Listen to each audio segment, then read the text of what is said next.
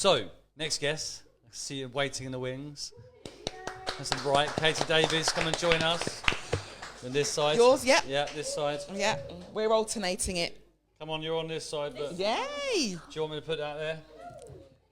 I can't swear. It's too much. Stop trying to make me swear. Thank you for the cushion. Right. Yeah, I feel really... Right, Mike. Right, Mike.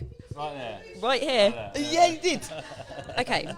So I thought about baking for you guys, but like, why would you bake when After you're Welsh. on after Mennel? Yeah, Like true. the OG. So we've got a bit of a care package. I suggest for later, but having been in the past, probably more than now, a bit of a runner. There's a bit of a runner style like endurance package. right. So we've got Nice. some water, we've got some jelly babies, like Okay. the OGs, and some full fat Coke. Even if you're a diet Coke, Might like need it die later. hard, there is nothing like the thank you unnatural. so much. Amazing. That's lovely. Thank you very much. Thank you That's for doing awesome. this. That's amazing. Did you just say runner though?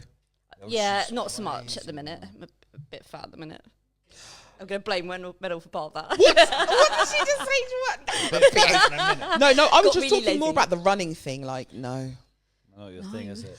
no, You like running. You always moan ever. about I won't even run for a bus. that. Really? Like, literally, there is a rule: no running for me. I'm just not built for it. I did it once. It was painful. I don't like doing it again. Love it. Yeah. I do. Yeah, well, probably on this theme, actually. Like, so as a kid, I would hide from all forms of sport. Like, zero sporting activity happened here.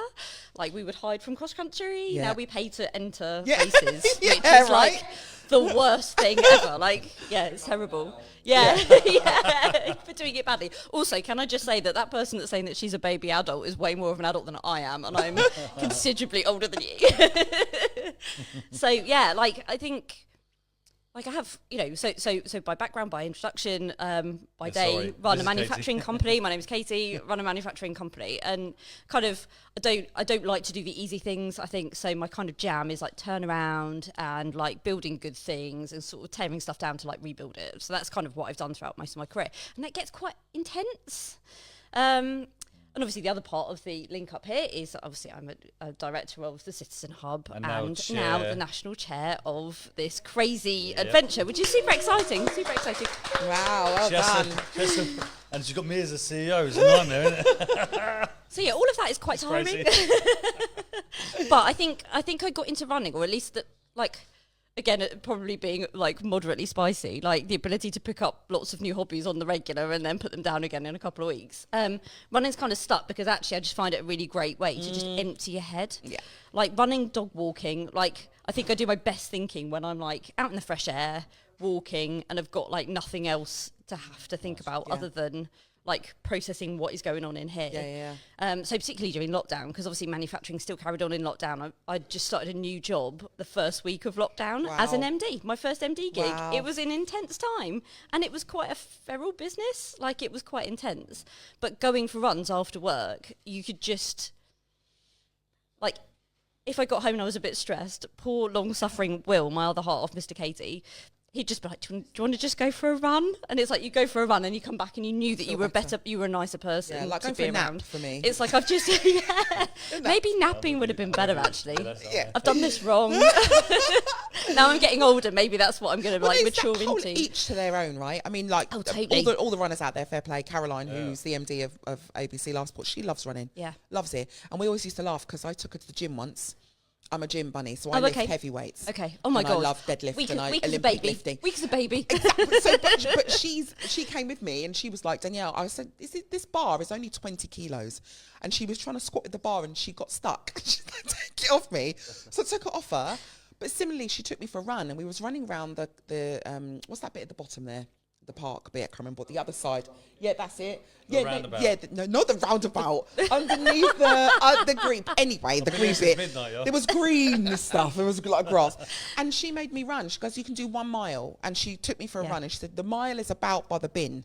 So we got to the bin and we passed the bin and she hadn't stopped. And I was like, Look at the bins there. Like, why is she making me? It wasn't quite a mile. The point I'm trying to make here is that it's each to their own, isn't it? Yeah. You find something that clears your head or that you love doing. Yeah, totally. And running is your thing. Yeah, it's cool. Right, yeah. It's good. And she did an ultrathon. That was the worst thing I've ever done in my whole life. You know what that is? No, I don't want to Ultrathon? know. I don't want to know. It's not like an Ultraman. So you've got, this is really boring, but like you've got lots of different distances. Obviously you've got marathon, which is 26.2 miles. Yeah.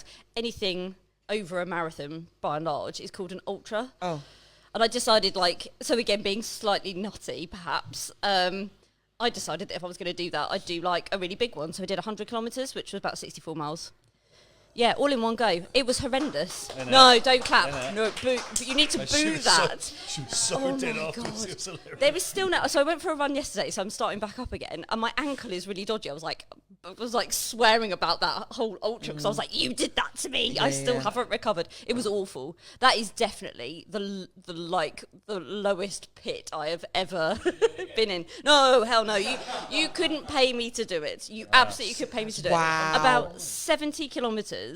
I got really cold. It started to rain. I didn't have a coat because it wasn't forecast to rain. It rained about 5 times that day, and my leg just started to hurt. And like we stopped at an aid station, and they sat me on a generator because I was shivering so much that I couldn't hold my coffee. You know, it was like going everywhere. Wow. So they sat me on a generator to warm up, and like again, long suffering Mr. Katy like came and like bought me a dry t-shirt and like my coat and stuff. And my running buddy, like all credit to Gary Reader, my running buddy, like he's seen me in some like dark places. He's probably the only person we swear at each other quite often, but it like just is glancing blows. But like 70k, I could have just like canned it, and it was raining, and I was crying, and we were with these other people, and you know when you're just like, I'm really glad that it's raining right now because no one can see that I'm having a real weakness. It was pathetic. It was so pathetic. I had a Marmite sandwich and a load of chocolate and some coffee, and then 5k later I was like, fine. It's pathetic. It was pathetic, but no, it was the worst thing I've ever done. About that. I mean, that's pinnacle business. Pinnacle business. That's like pinnacle business. Like, wow, That you is did that. when- That is elite business. And that's phenomenal. And at somebody who's very, very grounded, I'm a very grounded individual, I have no desire whatsoever to do anything like that. Yeah. But I also have the utmost respect for people who thought about doing it and then did it. I'm like, wow, go you. There was is so not silly. one part of me that It was goes, the worst thing. I wish I could do that. No. Oh, Not one, but fair play for doing it. There's nothing pathetic about that. incredible. That is literally mindset over Yeah. physicality, right? Oh God. And then like, you know, we were just saying about like breaking down like the hours that you've got left. It's all about that. It's like finding the little mental hacks of like, so some people, so when you're doing a marathon, you've got the like doldrums bit, like in the late teens of miles where you've still got quite a long way to go, but you've already run quite a long way and you're a bit tired, a little bit emotional. So some people like count the miles up to halfway and then count down again. Some people like block it into part runs. It's like just finding that, like constantly finding that little hack that's going to give you a little tiny boost. Wow.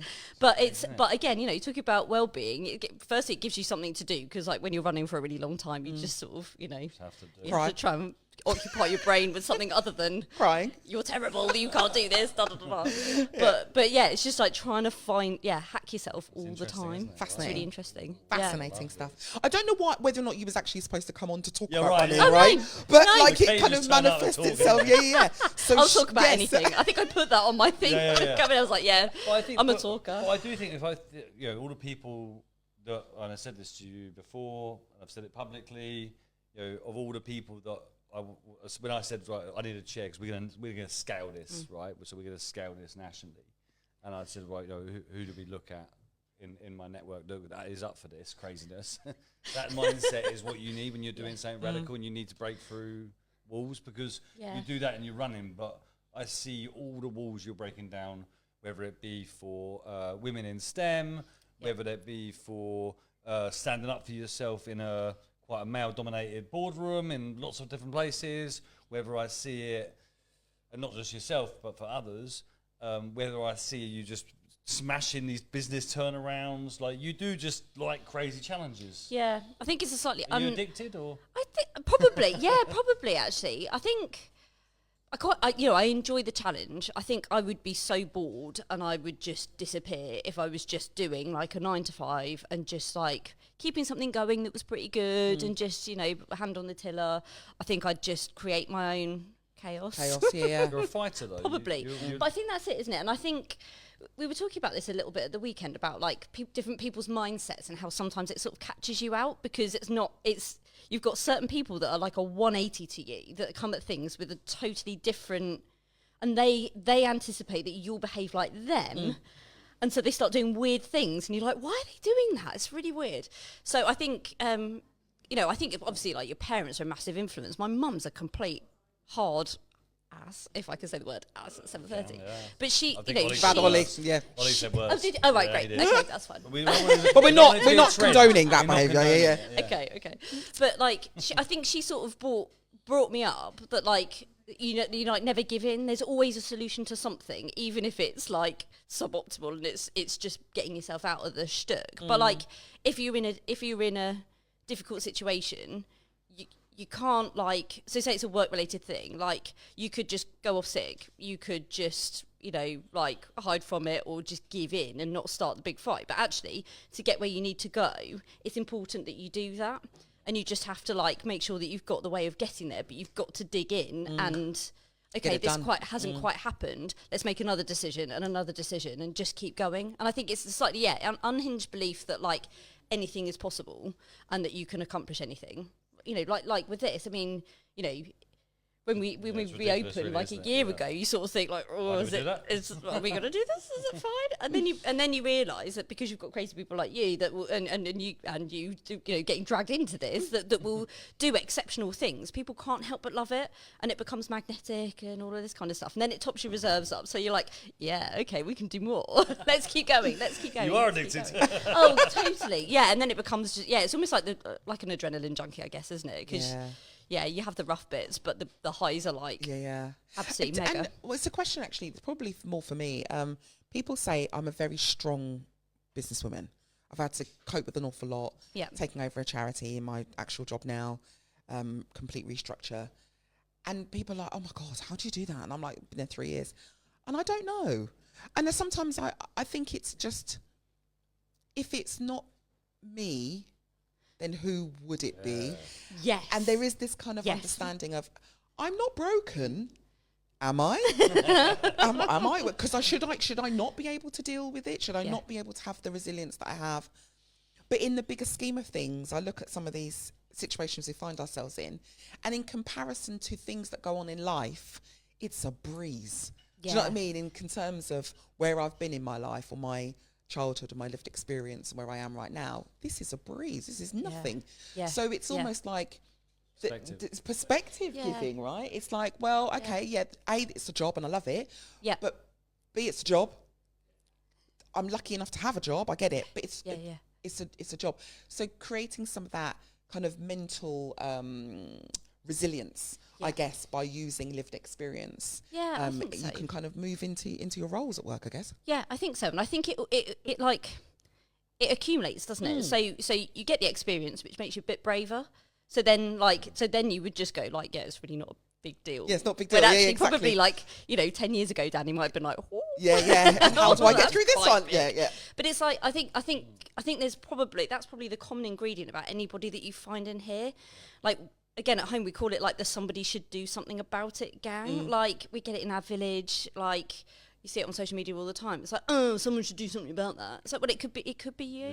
Get on with it. It is probably you that can do that. You don't need somebody else to do it. So I think we're all those people that get so annoyed. Well, if no one else is going to do it, I'm going to do it. Pesky do-gooders. And I think that's exactly it. And I think, once again you see it through the Citizen Hub, it's a place where people can come and feel a bit supported to do that if they've not necessarily done it before. But I think then once you start being that person, then it becomes addictive because you're like, oh yeah, that was actually quite good. And it worked. Oh, and I've got this massive sense of achievement now. And like, even if it's a small community related thing, I think it starts to then build that bravery and that experience to then just keep kind of proliferating. I think that's where I get, with everything that's going on, and actually I look at the long list of guests we've got today. I've got two people here that are super connected into the macro noise, should we call it? Some of it's noise, some of it's signals, we'll see. But I think about that, and what like you say, what really annoys me is like, do something. So what you're talking about is active citizenship. What you're talking about is actively doing something for your community. Yep. So easy to moan about it. So easy To moan about it. It is. But you're always going to get people that moan. And I also think that, it's recognising one's strengths and that's okay. You were talking earlier on about kind of running the business and being in those positions of going out and doing the work. It's funny because Caroline, she won't mind me saying, Caroline, who runs ABC Live Support, you run to the bin. You will never see. Yeah, it makes me run to the bin. She made me no more running, Caroline. She would never be at a networking event. She would never be in front of, because that's just not her skill set. Yeah. But she's running ABC now because she's the machine behind the organisation. Without her, it wouldn't be running. Yeah. But there is definitely a skill set there that she isn't comfortable with doing, and I'm very comfortable with doing. And so it's okay to have your roles in these things. But I think what's also quite important is you recognise your lane. And that's not to say stay in it. I didn't say stay in your lane. That's a very different situation. Yeah. But to when you're recognise, out of it. but to recognise your strengths and be okay with that. And she says to me, Danielle, I'm not that. I'm not going to do that. I will be up for 2 weeks thinking about it, and it's not worth my mental health for that. And I recognise that and go, fine, because I can get up in the morning and wing it. Because that's my gift. And I don't mean wing it because I don't know it. I mean wing it and be comfortable in portraying that. And that's okay. You won't to a certain extent. But it's okay to recognise your strengths and to also lean on other people who are perhaps more strategically minded and not as much of a hothead necessarily. Do you know what I mean? And I mean that in a nice way. I'm a fighter. But I'm a wartime leader. Exactly, though. But do you know what I mean? Some people... They're not that person, and it's okay for them not to be, because you do need the people strategically to be able to keep the line, or to. So it's about recognising one's strengths in this place we call work and life. Yeah, definitely. Yeah, because I think, and again, from a sort of like business and leadership standpoint, it's too easy, isn't it, to just like hire loads of people that are really similar to you because you're like, they're awesome. Yes, exactly. That kind of compliment. Clearly, I am too. But you're so right. As soon as you do that, it creates an absolute disaster. But I think that's why we work quite well together, because we're sort of similar in a lot of respects, and definitely similar in like values and beliefs and stuff. You can put up with so much nonsense. You put up with so much nonsense that I just cannot stand. Then sometimes you can cope with the nonsense that I can't. Like political nonsense, I get really. Yeah. But he has a tolerance for that. I have no tolerance for them. No. None. Someone's got to have that bit. Yeah, but you can do the board meetings. But then I can do board meetings. I hate corporate life. I just can't stand it. Yeah. Pushing a paper. If it's more than half hour, it's a workshop. Yeah. As far as I'm concerned, can't stand it. See, I was so about causing trouble. And if the emails, guess what? If the email's longer than a paragraph, I ain't reading it. Yeah, fair. Not doing it. What's your preferred method of communication, Alex? Not via someone else. Extreme delegate. Because then it's about communication styles, and what you need and how it works for you. So I am probably one of the most available people when it comes to communication, I would say. Yeah. Like if you're gonna message someone, if I can recognise it's urgent or important or interesting, curious, I'm there for it. Yeah. But if it's in that moment, so any of my team know they've got access to me at all times in whatever format they want that to be. Yeah. For me, I like to do voice.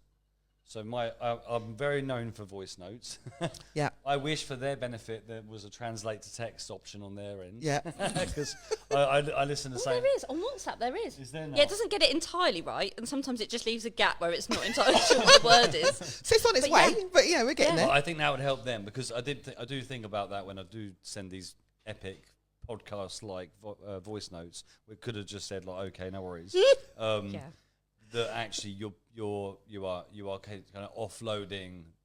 Someone's got to spend 5 minutes listening to that, and they could have got that in a minute.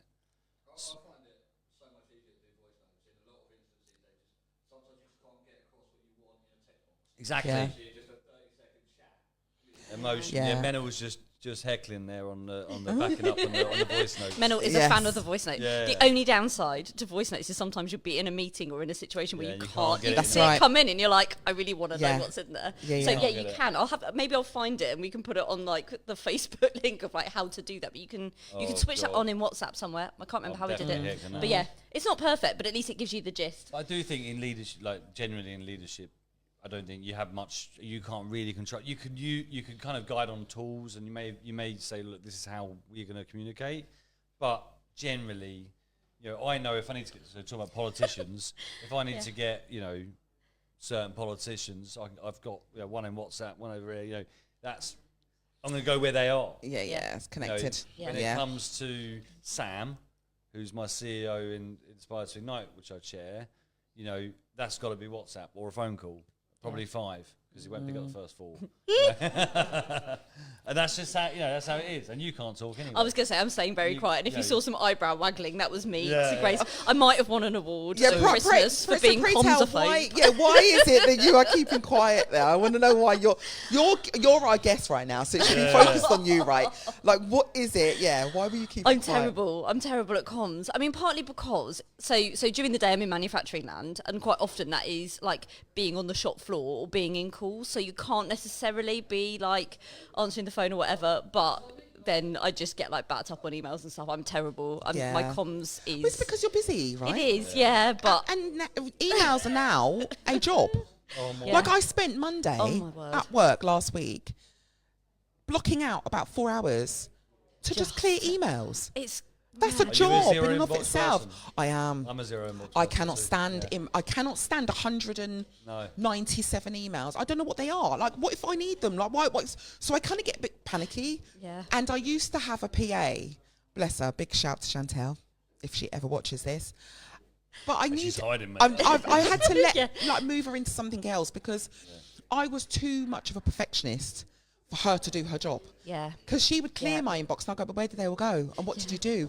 And do I need to know? Did she'd be like, right folder? Yeah, exactly. And she'd be like, Danielle, you need to kind of trust me that I'm like, but I don't. I trust you as a human and I love you very much. But what if I needed to see them? It was like, so I couldn't let go of the control needed for her to be able to do her job. So in the end, she moved into an ops role and I was like, right, I'll look after my inbox. I'll look after it. Not because I don't need a PA, because I really do, but there is a mental block that I have to get over. Yeah.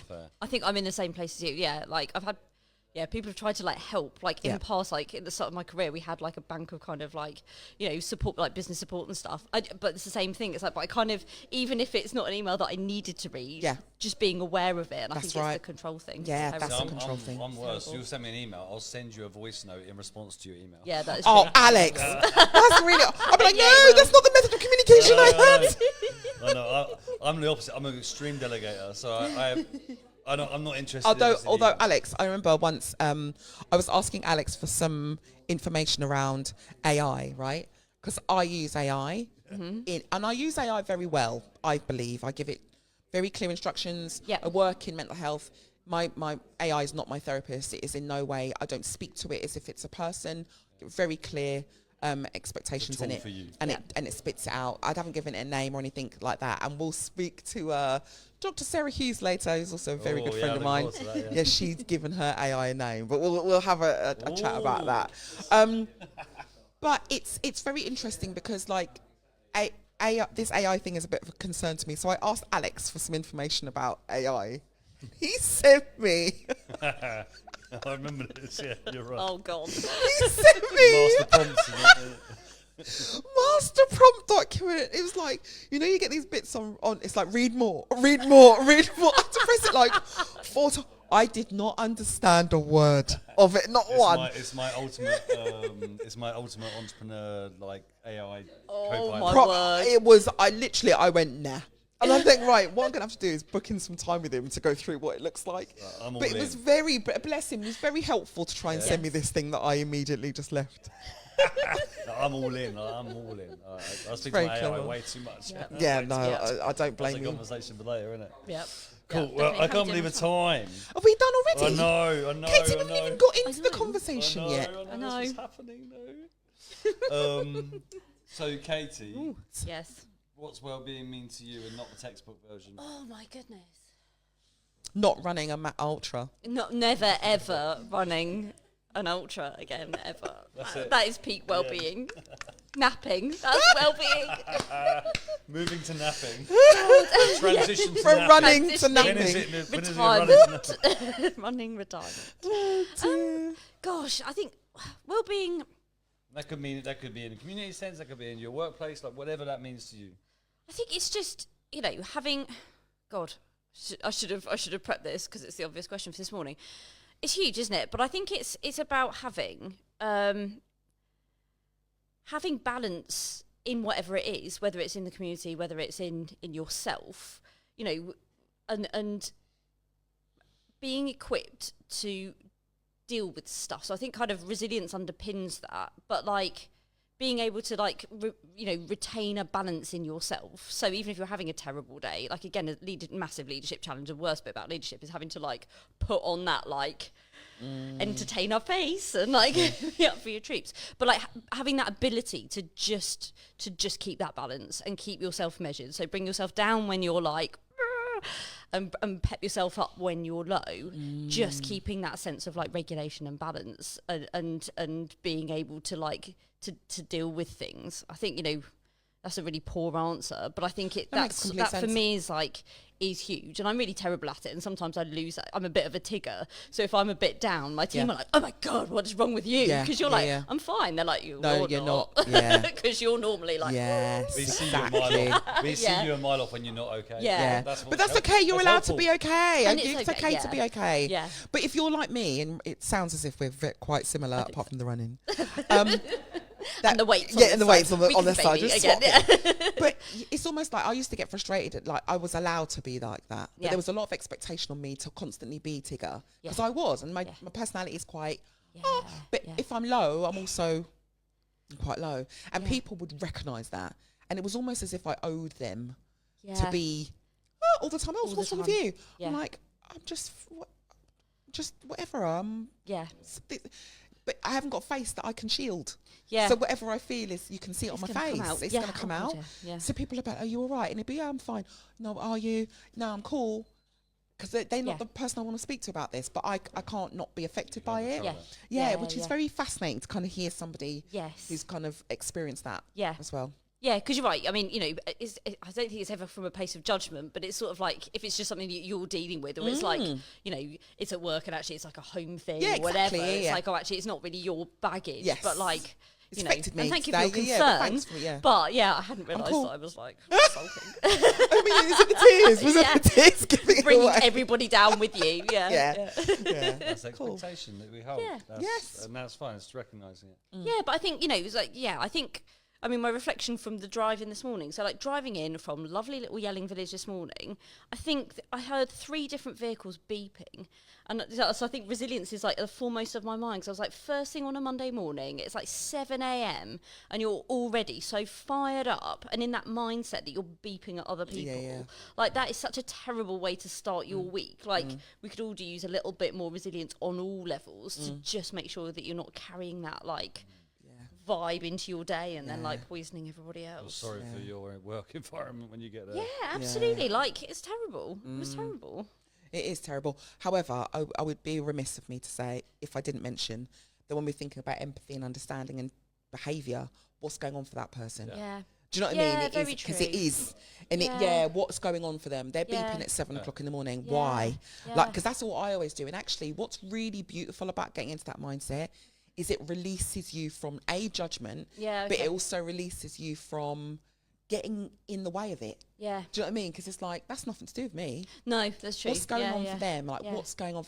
And the only quick, sorry, because Alex is like, Danielle, look at the time. Sorry. I remember being in Tesco's once and somebody was really properly irate. I mean, they were properly irate in front of me, like behaving quite, like really. And I remember saying, I don't want to sound a bit weird, but do you need a hug? And she looked at me.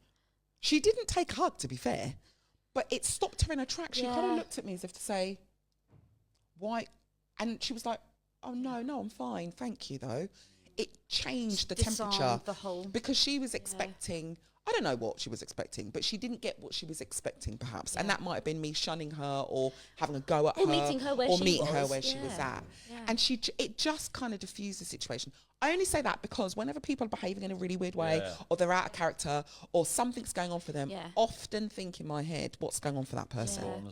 So I hope that those 3 people that were beeping this morning have gone off and you know, not sorted themselves out as such, but Someone kind offered of them a hug when they someone got offered them a hug when I got to work, man. Do you know what I mean? Like, what's going on Yes, with you, and dude? I'm sorry for fine. judging you, Yeah. but don't be. Yeah, don't. Also, no, but I agree with you. Sometimes it's I don't care what's going on for you. Stop being a. We're allowed to feel that as well, right? Thank you so Oh, much, dear. Katie, No, for thank you joining so us. much. Thanks for Good our luck. care package. Oh, Yes. that's right. Should I park it Thank over you there? so Yeah, much, yeah, Katie. yeah, It's yeah. lovely, and yeah, good luck with the runs, man. So Yeah, not we're ultras, no, gonna babes. bring Sophie and Grace on next. Have you got